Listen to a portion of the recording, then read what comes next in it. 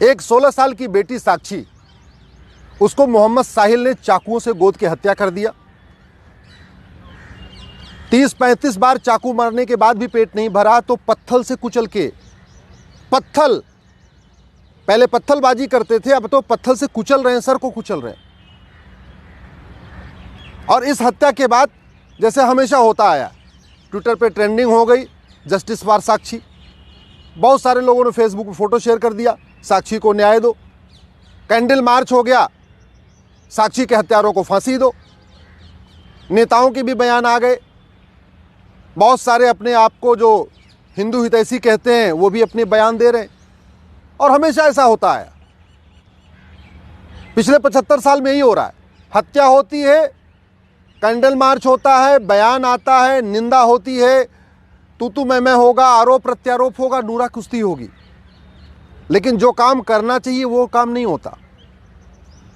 मैं ये पूछ रहा हूं, चीन में किसी साक्षी की हत्या क्यों नहीं होती? सिंगापुर में कोई साहिल मोहम्मद आके किसी साक्षी को क्यों नहीं मार देता? कोरिया में किसी मोहम्मद साहिल की इतनी हिम्मत क्यों नहीं पड़ती कि वहां की किसी साक्षी को मार दे?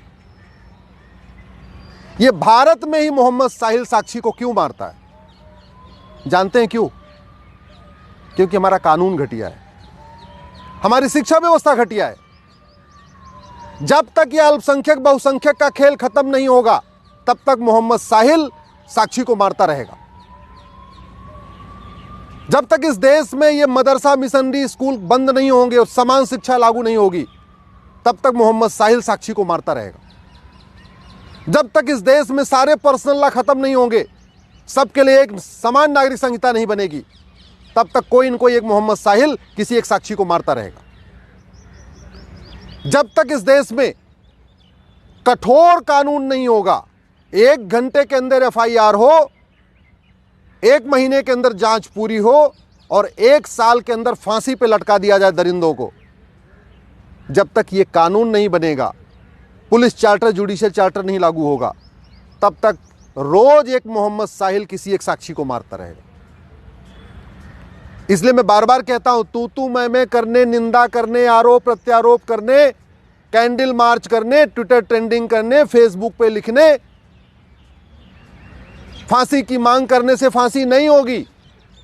फांसी देने के लिए तो कानून बनाना पड़ेगा, नार्को पॉलीग्राफ ब्रेन मैपिंग कानून बनाना पड़ेगा।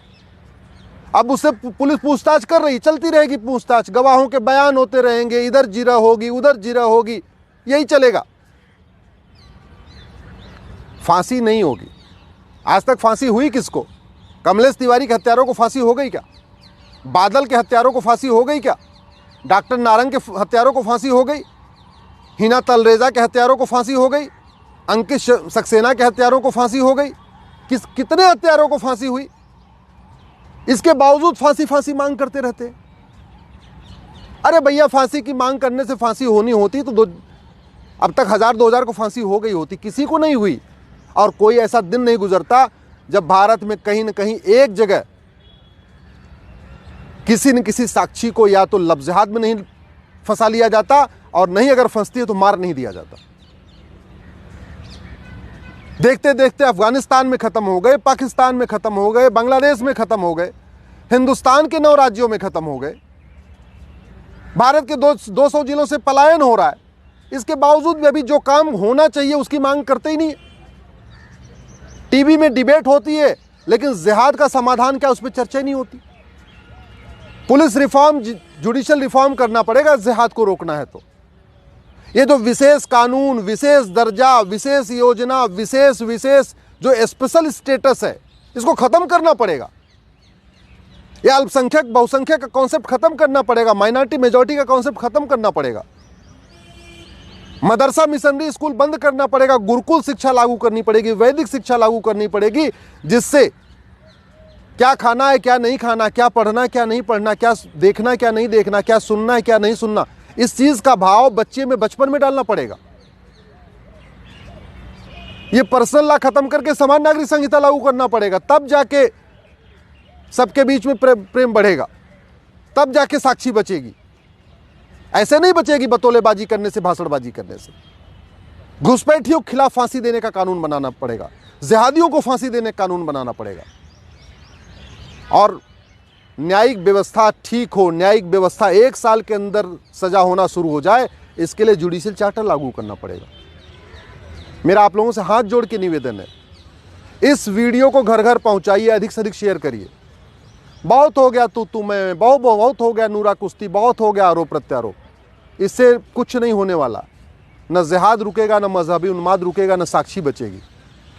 देश को बचाना है, सनातन संस्कृति को बचाना है तो कानून बनाना पड़ेगा। Police reform, judicial reform, election reform करना पड़ेगा, एजुकेशन रिफॉर्म करना पड़ेगा। इसलिए मेरा आपसे निवेदन है, इस वीडियो को अधिक से अधिक लोगों तक पहुंचाइए। अपने सांसदों को टैग करके ट्वीट करिए, अपने क्षेत्र के विधायकों तक पहुंचाइए, अपने सारे व्हाट्सएप ग्रुप में फैलाइए। लोगों को पता चलना चाहिए कि समाधान कानून बदलना ही है। कानून बदलने से समाधान होगा, अच्छी अच्छी बातें करने से नहीं।